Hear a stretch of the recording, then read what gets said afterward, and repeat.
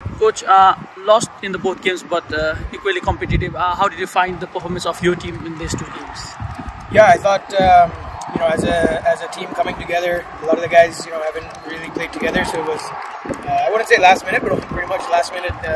Getting the guys together, trying to find the right combinations.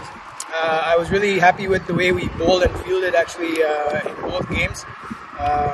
Obviously with the batting, I think we missed the mark for sure, especially in the middle overs. But full credit to Nepal. I'm obviously very familiar with their fielding and bowling, and obviously the Nepal team.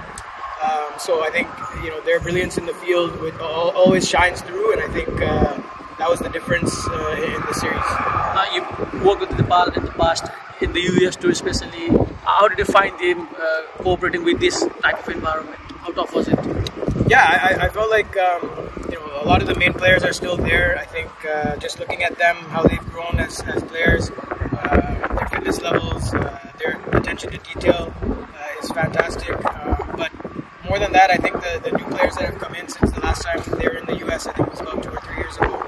I think those players are really shining bright. I think when I was there, I had a look at some of them. Sandeep Jora, Poshan Jha, Lalit, just to name a few of the guys. But the way that they've come on, I think, has pushed the main guys a little bit more. Like everybody's hungry for a spot, and I think that's pushed the seniors a lot more. So they were a different side for sure. Nepal, a much improved side, and I definitely have them winning at least 2 games in the World Cup.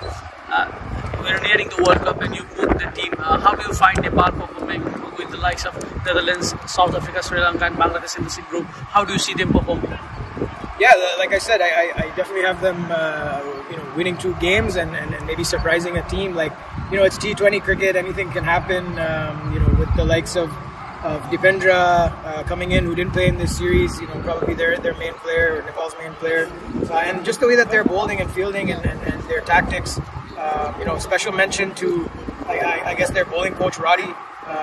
The way they have certain tactics and certain field placings, especially off the top of my head with the way Abhinash Bora is bowling and his field placing. Sompal Kami coming in the death and bowling around the wicket with those field settings as well.